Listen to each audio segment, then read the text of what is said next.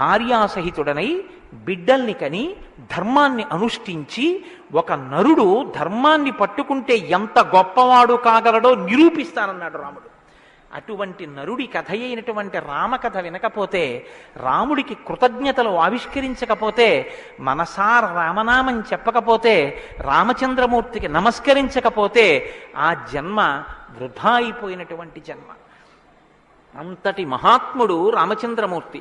కాబట్టి వేదవేద్యే పరే పుంసీ జాతే దశరథాత్మజే వేద ప్రచేతసాదాసీత్ సాక్షాత్ రామాయణాత్మన. వేదము వేదోపబృంహణమై రామకథగా భూలోకంలో వచ్చింది. ఆ వేదము ఈశ్వరుని యొక్క శ్వాస. ఈ వేదము వాల్మీకి గిరి సంభూత. వాల్మీకి అనబడేటటువంటి పర్వతంలోంచి పుట్టినటువంటి ఒక జీవనది. వేదము మనం వెళ్ళి స్నానం చెయ్యాలి, మనం వెళ్ళి దర్శనం చెయ్యాలి. రామాయణము ప్రవహించి ఇంటింటి ముందు నుంచి వెళ్ళిపోయినటువంటి గంగ లాంటిది. దక్షిణామూర్తి వేదం, శంకరాచార్యుల వారు రామాయణం. దక్షిణామూర్తి ఎక్కడో ఒక్క చోట కూర్చుని ఉంటారు. సనక సనందనాదులు కూడా ఆయన కూర్చున్న చోటుకే వెళ్ళి నమస్కారం చేసి జ్ఞానోపలబ్ధి పొందాలి. శంకరాచార్యుల వారు అలా కాదు. శంభోర్మూర్తిశ్చరతి భువనే శంకరాచార్య రూప. ఆ దక్షిణామూర్తి మౌనం విడిచిపెట్టి ఆసేత హిమాచల పర్యంతం పాదచారి అయి 3 పర్యాయములు పర్యటించి వేద విరుద్ధమైన వాదనలు ఖండించి, మళ్లీ వేద విరుద్ధమైన వాదనలు ఈ భారతదేశంలోకి ప్రవేశించకుండా కాపు పెట్టాలన్న ఉద్దేశ్యంతో తూర్పున జగన్నాథ్లో గోవర్ధన పీఠము, పడమర ద్వారకలో కాళికాపీఠము, ఉత్తరమున బదరికాశ్రమములో జ్యోతిపీఠము, దక్షిణమున శృంగగిరిలో శారదాపీఠము, 4 చోట్ల 4 పీఠములను కాపు పెట్టి గురు పరంపర నిరంతరము కొనసాగేటట్టుగా మనని అనుగ్రహించి వేద విరుద్ధమైన వాదనలు భారతదేశంలో ప్రవేశించకుండా రక్షించినటువంటి మహాపురుషుడైనటువంటి శంకర భగవత్పాదులు తానే ఆసేతు హిమాచలం పర్యటించి ప్రతి ఇంటి ముందుకొచ్చి జ్ఞానబోధ చేసినట్టు రామాయణం అనేటటువంటి గంగ వాల్మీకి గిరిశంభూతయ్యి వాడవాడలా ప్రవహించింది. రామకథ రామనామం తెలియనివాడు లోకంలో ఉండడు. ఏదైనా తెలియదేమో, రామకథ తెలియనివాడు రామనామం తెలియనివాడు లోకంలో ఉండడు. మంచికైనా రామనామం, చెడుకైనా రామనామం. ఏమయ్యా అంత పని చేసావా? రామరామ నేను చేస్తానండి అంటాడు. ఏదైనా చూడకూడదు చూస్తే రామరామ ఇలాంటిది చూశానేమండి అంటాడు. ఏదైనా మంచి జరిగితే రామరామ ఎంత మంచి మాట విన్నాను ఇవ్వాలంటాడు. భారతీయ సంస్కృతిలో రామనామం మమేకమైపోయింది. అటువంటి రామాయణం, అటువంటి రామనామం ధర్మానికి ఆలవాలం. ధర్మాన్ని వ్యతిరేకించడం కన్నా ఘోరమైన పాపం లోకంలో ఇంకోటి ఉండదు. ఇవాల్టి రోజున రామాయణం యొక్క ఆవశ్యకత మరీ ఎక్కువ. ఎందుచేతనో తెలుసా అండి? ఒకానొకప్పుడు ధర్మానికి వ్యతిరేకంగా మాట్లాడితేనే చాలా దోషం. అటువంటిది ఇవాళ ఏ స్థితి వచ్చేసిందంటే, ధర్మాన్ని ధర్మము అని పేరు పెట్టి వ్యతిరేకంగా మాట్లాడితే బాగుండదని ధర్మానికి ఇంకొక పేరు పెట్టి వ్యతిరేకంగా మాట్లాడే రోజులు వచ్చాయి. ఒకడు ఆవుని చంపేయాలనుకున్నాడు. ఆవుని చంపేయండి అంటే మిగిలిన వాళ్ళు బుద్ధి ఉందా లేదా అంటారు. అందుకని ఆవుని ఇంకొక క్రూర మృగం పేరు పెట్టి పిలిచి చంపేయమన్నాడు వాడు. ఎంత గడుసరితనం చూడండి. ఈ పులిని చంపేయండి అన్నాడు. పులిని చంపేయండి అంటే చూడని వాడు ఏమనుకుంటాడు? పులిని చంపేస్తే తప్పేమిటి, వచ్చి ఊళ్ళ మీద పడిపోతుంది అనుకుంటాడు. అది పావుని చంపేయండి అన్నాడు. విన్నవాడు పావు అనుకున్నాడు, కనదు ఆవు. ఆవుని చూపించి పావుని చంపేయండి అన్నాడు. వాడికి తెలియదా ఇది ఆవు అని? తెలుసు. మరి ఆవుని చంపేయండి అని ఎందుకండవు అంటే, ఆవుని చంపేయండి అంటే ఆవుని చంపడం ఏమిట్రా అంటారని పావుని చంపేయండి అన్నాడు తెలిసి. ధర్మాన్ని ఆచరించకండి అంటే జనం తిరగబడతారని మూఢ విశ్వాసాల జోలికి వెళ్ళకండి అంటున్నారు.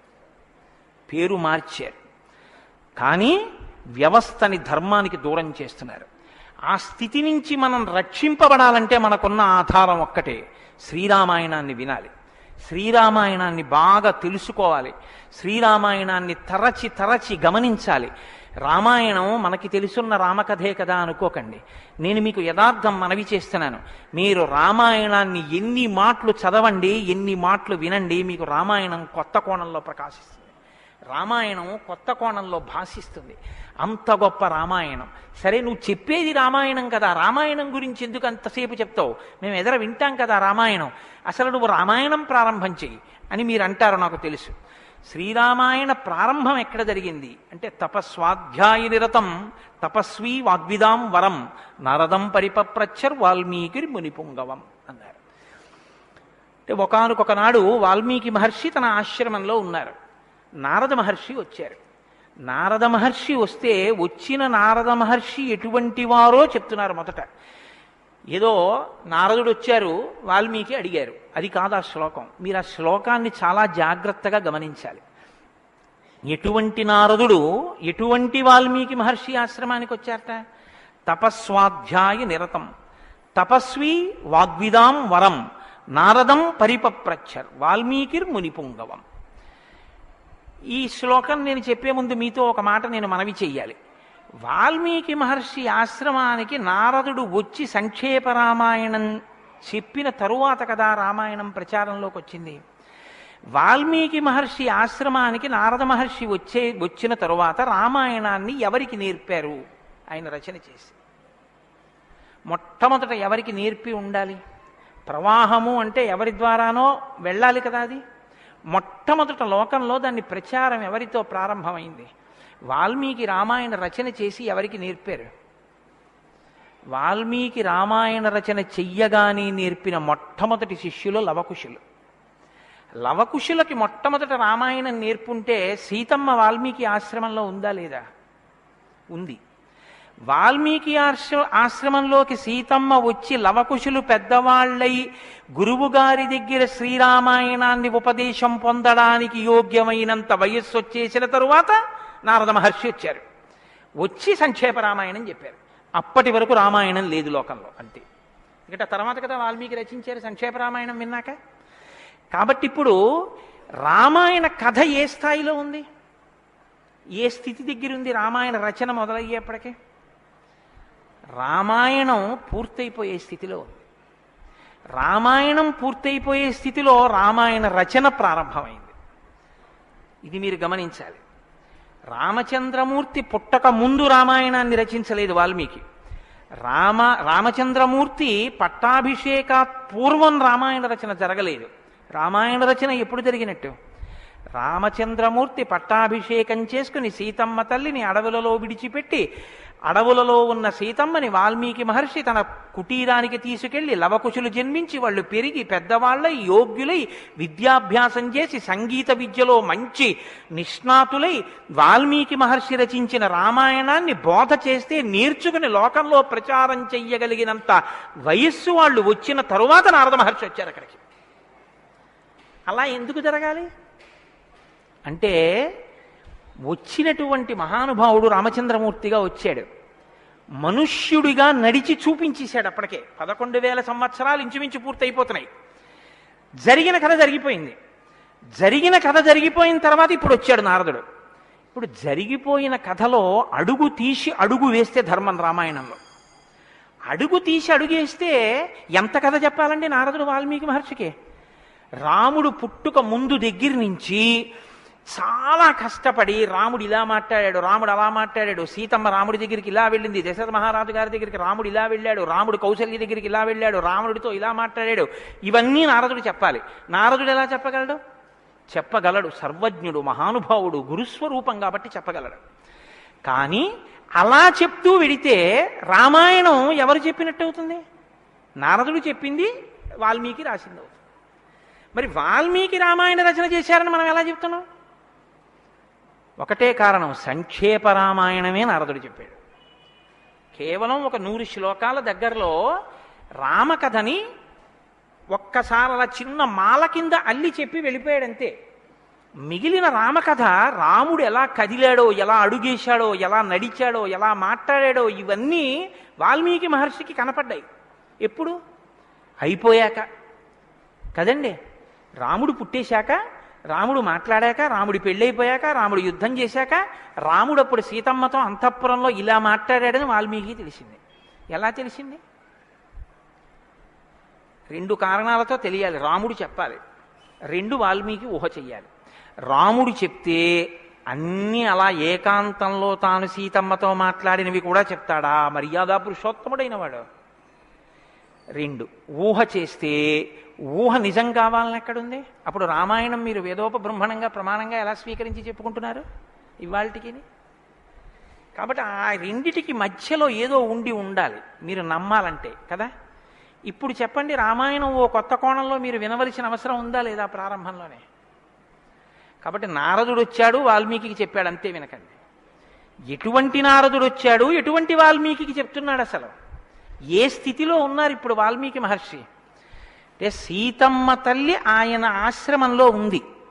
సీతమ్మ తల్లి ఊరట పొందడానికి కావలసిన వాతావరణం ఆశ్రమంలో ఉంది.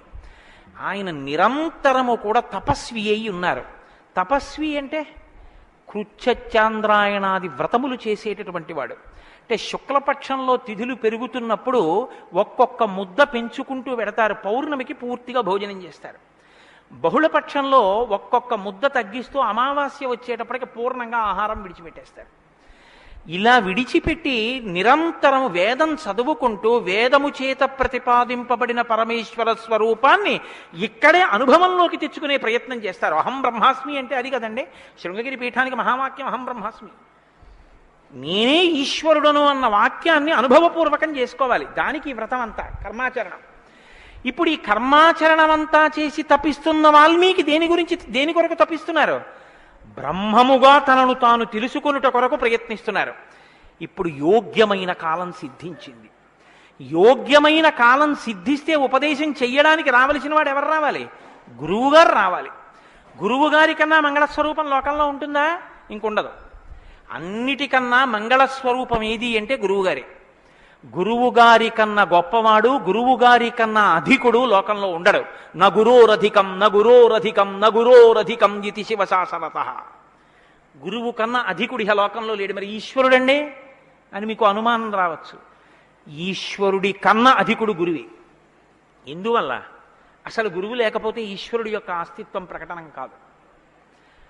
సరికదా? నేను మీకు ఒక మాటలో చెప్పాలంటే శృంగగిరి పీఠాధిపత్యం వహించిన చంద్రశేఖర భారతీ స్వామి వారి దగ్గరికి ఒక వ్యక్తి వెళ్ళి అన్నాడు, నా దగ్గర ఒకటి కన్నా ఎక్కువ మంత్రాలు ఉపదేశం పొందినవి ఉన్నాయి.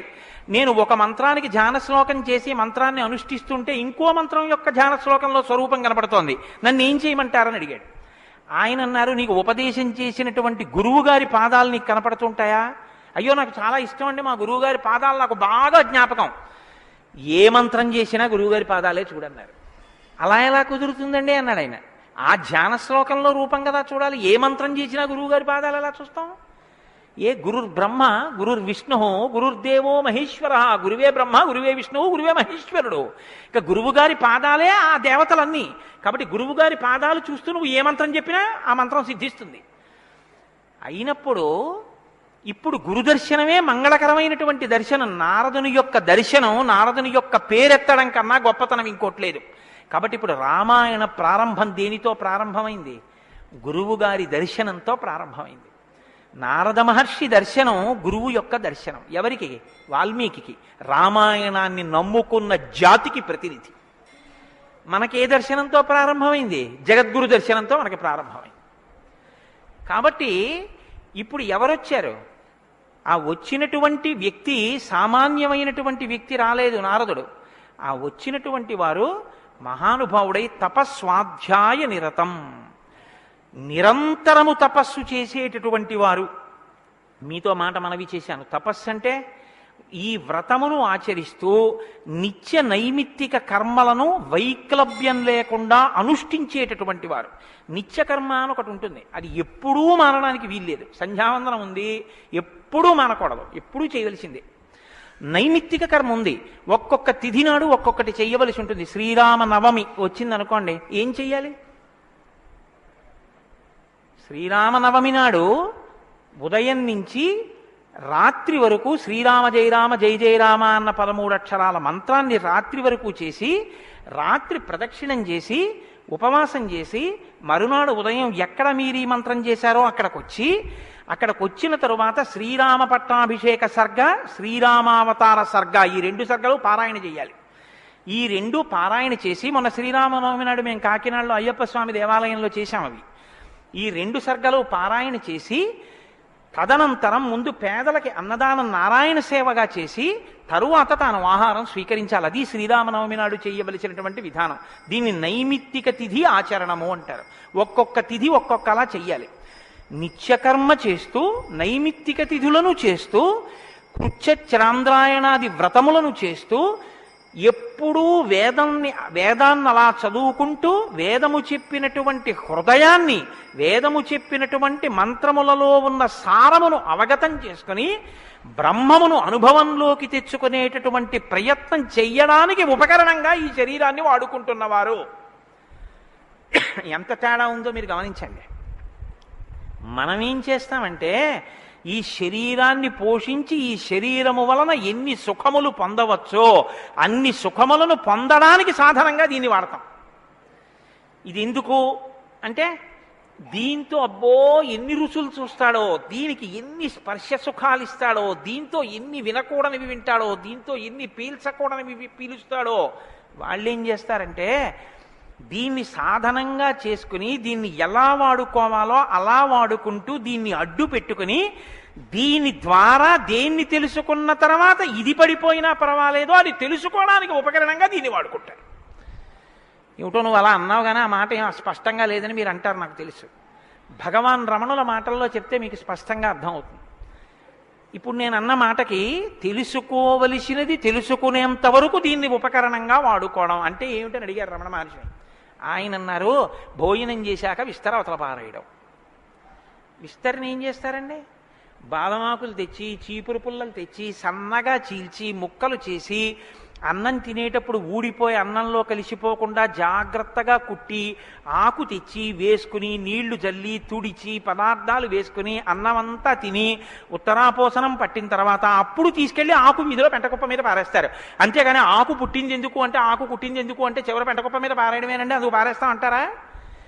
దేనికి వాడుకోవాలో దానికి జాగ్రత్తగా వాడుకుని ఆ ప్రయోజనం అయిపోయిన తరువాత పెంటకుప్ప మీద విస్తరాకుని పడేసినట్టు దీన్ని సాధనంగా చేసుకుని దీనిలో ఉండి దీనితో తరించి దీనిలో ఉండి దీని వలన బ్రహ్మం అంటే ఏమిటో తెలుసుకుని అనుభవంలోకి వచ్చిన తర్వాత ఇది పడిపోతున్నా ఇది నేను కాదన్న సత్యం ఎరుకలోకి రావడం వల్ల దీని మీద భ్రాంతి లేకుండా ఇది పడిపోతున్నా సాక్షిగా చూసి ఇది పడిపోయిన తర్వాత తాను ఒకటి ఏది మారని సత్యమో సత్యంగా నిలబడిపోవడాన్ని నిత్య నైమిత్తిక కర్మాచరణ చేత తాను పొందవలసిన స్థితిని పొందగలిగినటువంటి తపస్వాధ్యాయ నిరతుడు అని పిలుస్తారు.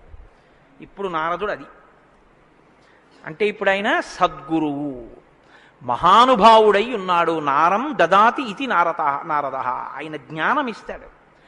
కాబట్టి ఇప్పుడు తపస్వాధ్యాయ నిరతం అటువంటి వారు ఎక్కడికి వచ్చారు? వాగ్విదాం వరం. ఆయన ఎటువంటి వాడు? వాగ్విద. వాక్ అంటే వేదం, వాక్ అంటే బ్రహ్మం, విదుడు అంటే తెలుసుకున్నవాడు. విద్ అన్న ధాతువులోంచే వేదము అన్న మాట వచ్చింది. ఏది తెలుసుకున్న తర్వాత ఇంకొకటి తెలుసుకోక్కర్లేదో అది వేదం. ఇప్పుడు తెలుసుకోవడం ఒకెత్తు, తెలుసుకున్న దాన్ని అర్థమయ్యేటట్టు చెప్పగలిగిన ప్రజ్ఞ ఒకెత్తు. ఒక ఆయన తెలుసుకున్నాడు కానీ ఆయన చెప్పలేడు, ఆయన చెప్తే అయోమయంగా ఉంటుంది. ఒక ఆయన స్పష్టంగా చెప్పగలడు, తాను అనుభవించాడు, అనుభవించిన దాని వైపుకి మిమ్మల్ని తిప్పగలడు, ఈ ప్రజ్ఞ ఉన్నవాడు. కాబట్టి వాగ్విదాం వరహ, బ్రహ్మమును బాగా తెలుసుకున్న వాళ్ళల్లో శ్రేష్ఠుడైన వాడు తాను తెలుసుకుని శిష్యుల్ని ఉద్ధరించడం కోసం కిందికి దిగొచ్చి మాట్లాడగలిగినటువంటి ప్రజ్ఞ కలిగిన వాడు. ఇటువంటి వాగ్విదాంవరం నారదం. అటువంటి నారదుణ్ణి ఎవరు ప్రశ్నించారు? ఇప్పుడు అడిగినవాడు వాల్మీకి మహర్షి. ఆయన ఎటువంటి వారు? తపస్వి, తపస్సు చేస్తున్నవారు. తపస్సు అంటే నేను మీకు ఇందాక చెప్పాను, బ్రహ్మమును తెలుసుకోవాలని తాపత్రయంతో ఉన్నటువంటి వారు, భావన వ్యగ్రతతో ఉన్నవారు. ఈయన నారదుణ్ణి అడిగారు. ఏమని అడిగారు? అయ్యా మీరు వచ్చారు, చాలా సంతోషం అండి, నాకు ఏ ఆపదలు రాకుండా మా అబ్బాయికి ఉద్యోగం వచ్చేటట్టు, నాకు సంతోషంగా ఉండేటట్టు, మా ఆశ్రమంలో ఆవులన్నీ ఎప్పుడు పాలిచ్చేట్టు చూడండి అని అడగలేదు ఆయన. ఆయన ఒక చిత్రమైన ప్రశ్న ఒకటి వేశాడు. అది లోకంలో సాధారణంగా ఎవ్వరూ అడగని ప్రశ్న. అందుకని రామాయణం పుట్టింది, లేకపోతే రామాయణం పుట్టే అవకాశం లేదు. మీరు ఒకటి బాగా జ్ఞాపకం పెట్టుకోండి, జ్ఞానం ఎక్కడి నుంచి పుడుతుంది అంటే ప్రశ్న చక్కగా వెయ్యగలిగినటువంటి శిష్య ప్రజ్ఞలోంచి పుడుతుంది. నేను నారదం పరిపప్రచ్ఛ, పరిప్రశ్న చేశారు. ప్రశ్న అంటే అడగడం అండి. నేను ప్రశ్న వేశానండి అంటే అర్థం ఏమిటి? నేను మిమ్మల్ని అడిగాను అని. పరిప్రశ్న అంటే ఇది బాగా అర్థం చేసుకోవాలి.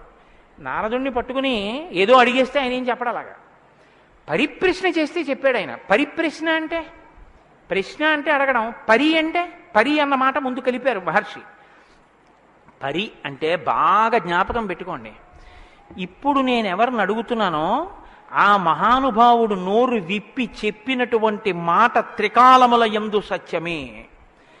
ఆయన చెప్పిన మాట మీద నాకు అవిశ్వాసం అన్న మాట ఉండక్కర్లేదు. ఆయన అన్నారు అంటే అది జరిగి తీరుతుందంతే.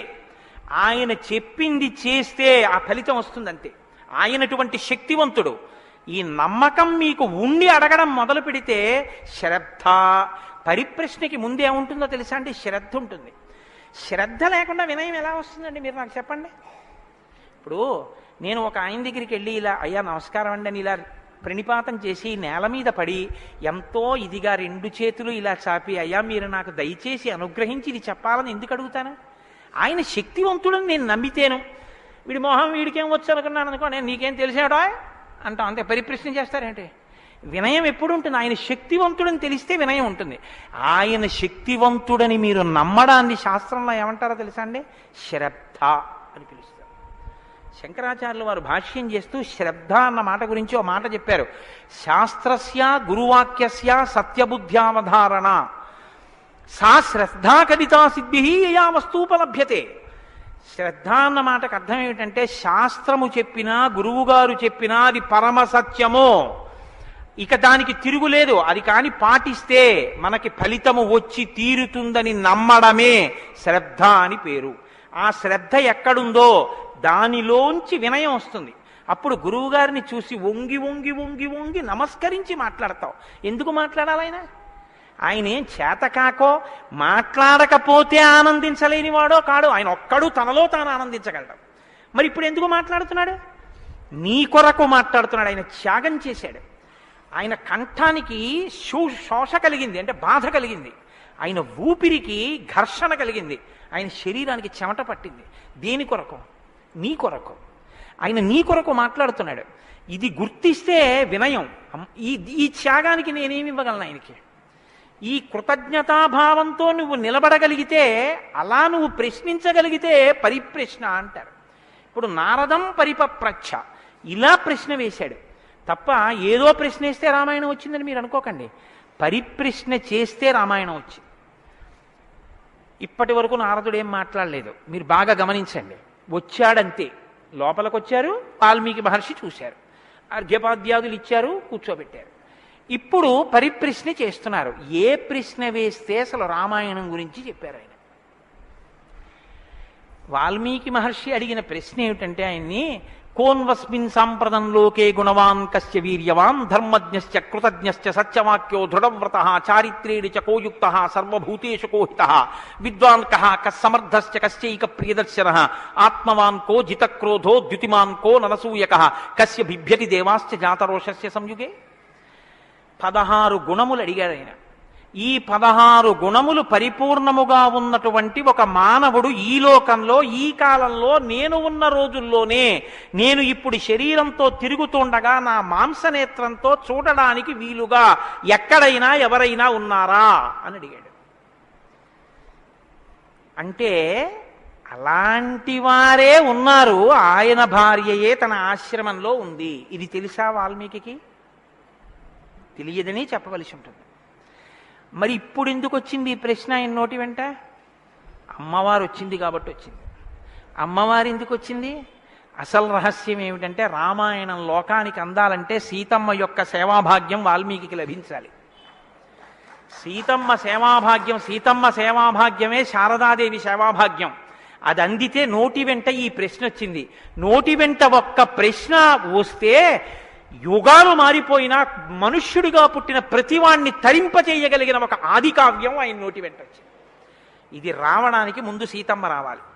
అందుకని ముందు సీతమ్మ వచ్చేసింది ఆశ్రమానికి. వచ్చి అక్కడ కూర్చుంది.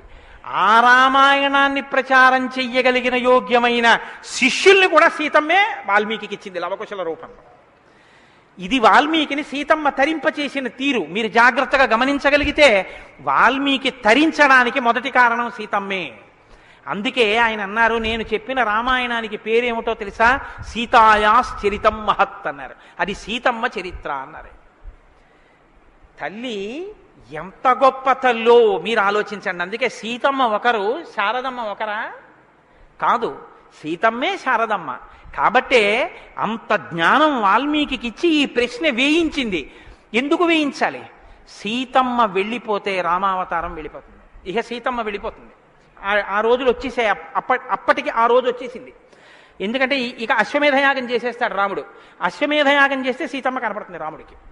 సీతమ్మ రాముడికి కనపడితే వేరొకసారి పాతివ్రత్యాన్ని నిరూపించుకోమని చెప్తాడు. ఎందుకు చెప్తాడంటే ఎప్పుడు లోకం కోసం, తన కోసం కాదు. ఈ మాట అనగానే ఆవిడంటుంది, నా ప్రయోజనం అయిపోయిందా, నీకు భార్యగా నీ వంశాన్ని నిలబెట్టడానికి రామకథ నరుడి